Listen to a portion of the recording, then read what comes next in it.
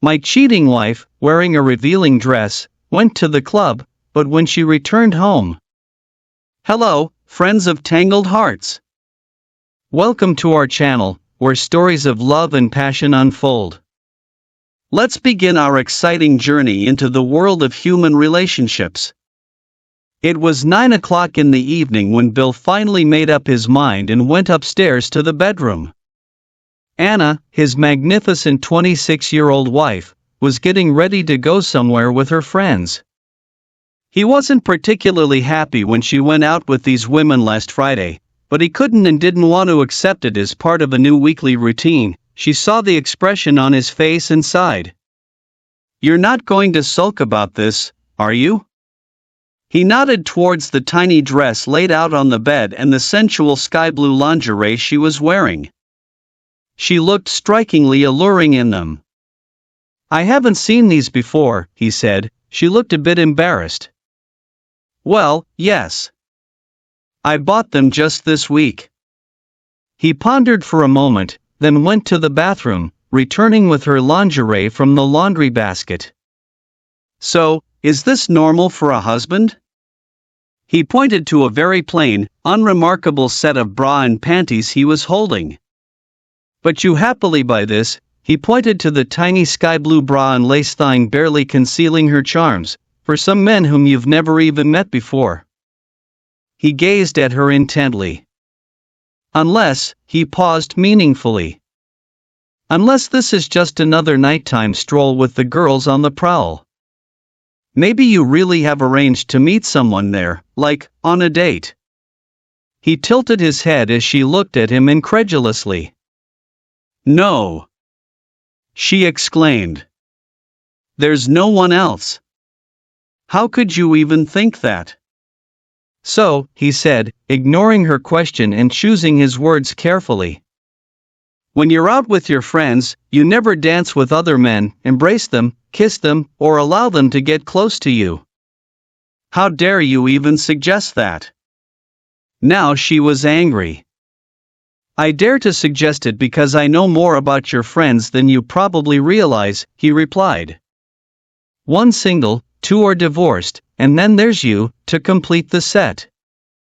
Do you really expect me to believe that when they're seeking casual encounters, they wouldn't try to bring you down to their level? How dare you judge them?" She snapped at him. "I'm not judging them," he responded calmly. "They're free to make their own choices, as are you." She looked at him suspiciously. "So you're telling me not to go? How can you call that a choice?" "I didn't tell you not to go out. I simply made it clear that I consider it inappropriate behavior for a married woman and that your girlfriends are getting you into situations that will inevitably end badly for our marriage." She got angry. "Are you seriously suggesting that my outings with girlfriends could threaten our marriage?" She scoffed. "Don't be so damn insecure. I always come home to you. Why are you so worried?" "I'm worried because you're the most beautiful woman I know, and you go to clubs with single girls whom I don't trust. Add to that excited men and alcohol, and it's a surefire way to trouble," he continued, raising his hand to prevent her interruption. "Our marriage is already at risk because you think this," he gestured towards her almost nakedness, "is something your husband should just accept without questions. Hey, now it's too late. I promised to meet them at 10, and you're trying to make me late." Continuing in the same spirit, she returned to her makeup. He decided to make one last attempt. "You also promised to respect your husband," he remarked pointedly. "It seems you're comfortable enough ignoring that promise. Or are the feelings of your friends more important to you than mine? What the hell is wrong with you? Don't you trust me?" She snapped. "I'm just going out for drinks with the girls. That's it. Now, for heaven's sake, leave me alone." He sighed deeply. "It's just that I want to trust you, but I refuse to sit at home every Friday night, wondering if you'll take another step or end up accidentally flirting with some guy. I would never do that. He interrupted her again. Gail boasted about her exploits on social media last week. She's one of your friends, and that's precisely what she did. How much time needs to pass before you start to believe everything's fine, if I never find out? She just stared at him, at a loss for words that he continued, now more resolute. If you want to go dancing, invite me along. If you just want to go rub elbows with strangers, then be honest, and we can end this right now. You're just being insulting. She lashed out at him. No. I'm being honest. I don't believe you're just a fan of dirty dancing and kisses, looking for illicit affection, or, worse, a quick fling. I'm willing to believe you haven't cheated with anyone. But that's the choice I'm offering you. Leave or stay, it's up to you. But remember, I have a choice too. If you leave, you can party as much as you want. I won't be here when you come back. So here it is. He said it. He had given her every opportunity to understand his feelings, to hear his desire to mend their marriage. Now she had a choice, him, or them. You're joking, damn it. She was as furious as he had never seen her over the past 4 years they'd been a couple. No, he said quietly. If you want to dress like your slutty friends and go out drinking and dancing with them every Friday night, that's fine. I'm just telling you that the prospect of me sitting at home waiting for you to come back one night is not how I envision my future. For now, he said, heading towards the door, I have things to attend to. I'll be downstairs when you've made your decision. She sat in front of the mirror, pondering. She hadn't had sex, but not quite. Last week, she had felt a strong temptation and, in consolation, guy, but that was all. And she liked how men looked at her on the dance floor. It made her feel more desirable. Bill always complimented her on how she looked, but he had to, he was her husband. But the guys in the club, they wanted her, they desired her.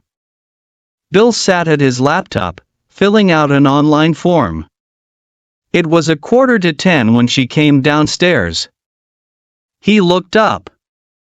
Was she staying or leaving? She wore high-heeled shoes, showcasing her long, slender legs disappearing into a short, tight blue dress. He said nothing.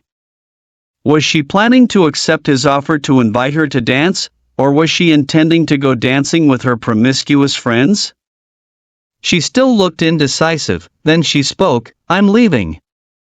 We can talk tomorrow. He slowly shook his head and turned back to his computer, silently ignoring her. She stood there for a moment, unsure if he was bluffing. He didn't even hear the front door close as she left. He finished filling out the form, attached the link to the email, and clicked send. He went upstairs and threw some clothes into a couple of suitcases. On Monday, he would tell his boss that he accepted the job offer in Dubai. He called a taxi and, while waiting, sent a message to his wife's family group, Hello everyone.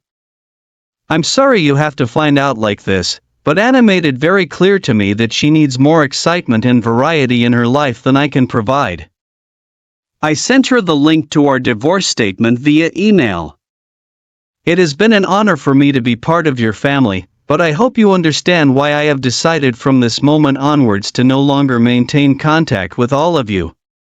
He had to do something else, so he approached the printer, took a sheet of paper from the output tray, and wrote something down. He affixed it over their wedding photograph above the fireplace. Then he turned off his phone and went out onto the street to wait for his taxi. Anna had just sat down at a table in the club and was chatting with Gail when her phone rang. If this is Bill begging me to come home. She said irritably that it wasn't. It was her older sister, Karen. Where the hell are you disappearing to? Karen yelled. I'm at the club with my friends, she said, defensively. So what? Does Bill know? Karen asked. Yeah. Well, he knows I'm hanging out with friends. So what's the matter? And was he happy about it? Karen seemed annoyed. But, on the other hand, she always had a soft spot for Bill. No, he wasn't pleased. But I told him we'd talk about it tomorrow. Well, good luck with that, you foolish cunt. He dumped you. If you don't believe it, check your email. Gail watched in astonishment as Anna frantically tried to open her email app on her phone. Even in the dim lighting of the nightclub, she could see her friend visibly pale. Anna noticed the message for her family. It must have been the reason for Karen's call, then her phone rang again. Thank God, it's Bill. No, it was her father. What did you say to Bill? Her father demanded an answer. This man treated you like a queen, and you wanted more. No, Dad. It's not like that. I just felt trapped. I needed just one night a week, to be myself. You're in a damn nightclub. Your husband just dumped you, and you're going to damn nightclubs? He asked incredulously. Her father was clearly furious. He had never cursed like this in front of his family before. What could she say? She was in the club, it was obvious from the background noise. No, Dad. He must have decided something after I left. Dad? Dad? She went downstairs. His phone, laptop, wallet, all gone as well. Back upstairs, his passport was also missing. He had warned her. No ambiguity. No room for misinterpretation. If she left that night, she would return home to an empty house. She knew he hated lies. In the past, he had been betrayed by a girl, and he placed honesty above all else. He did exactly as he said. Anna descended downstairs in complete bewilderment. An hour ago, she was married. Now they were separated. Less than a year later, she would be divorced. All because she went dancing. Then she saw the photograph above the fireplace. Something was off. When she saw what he had done, she felt like she was going to be sick. It was a picture from someone's social media profile. It showed a young man on one knee proposing to his girlfriend. But there, in the background, was Anna, kissing some guy while he fondled her breasts. In big black letters at the bottom, Bill had written, "Liar." Well, what happened next? Bill goes abroad, and Anna was given the freedom she dreamed of. Everything that happened after that, the abortion and Anna's subsequent childlessness 6 months later, Bill eventually marrying a sweet and charming Australian woman he met while kayaking in Dubai, are separate stories that may or may not be written. But their story, the story of Bill and Anna, ended there. Story 2. As I entered my street, I reduced my speed and drove more cautiously. The city council still hadn't fixed the dangerous pothole in the middle of the road, despite my weekly phone calls and letters. Our street was located at the base of a steep hill, causing cars to enter it at an unacceptably high speed, and I worried that an accident would happen one day. Obviously, this didn't warrant attention, as I never received any response other than, "We are working on it." Well, perhaps I will consider voting for the opposition in the next elections. Approaching the house, I noticed a large car parked on the driveway. I wondered if one of Emma's friends had come to visit her. I was well acquainted with her friends, and they occasionally hung out at our place, so it wouldn't have been unusual, but the car didn't resemble anything her friends would drive. Emma and I had been dating for 4 years, and for the past year, we had been living together. I knew she was expecting a ring soon, and my plans included giving it to her and making a lifelong proposal. Turns out, instead of that, she was planning to gift me my own lifelong memory. I parked in the garage and entered the house, announcing my presence. "Darling, I'm back from work." She was sitting in the living room on the couch with a man I hadn't seen before. I had a very bad feeling about this, but I decided to give her a chance to explain before getting angry. "I didn't know we had a guest." "Who is this, Emma?" "Welcome home, dear." "Mark, this is Donovan. I think we need to talk." My suspicions were confirmed, and I tried to remain calm in the situation, knowing that I wouldn't gain anything by being violent. "What is there to talk about? You both know how it looks, and I sincerely hope I'm completely wrong about this, and instead, you both have a wonderful explanation." "Well, you see, you know that we've been dating for a long time, and I really want to marry you and grow old together, but I would like to explore some things before we settle down forever. I don't want to reach 60 and regret everything I didn't do, so I want to get this out of my system while I'm still young and unmarried. I've been seeing Donovan for a while now, and I don't want to continue doing it behind your back. I thought it would be fair to tell you. I want to make you an offer so that we can all be happy. Don't you think it would be nice to open up our relationship?" "Open up the relationship? Seriously? What's honest about that, Emma? It's just a mess. I hope you won't take it that way.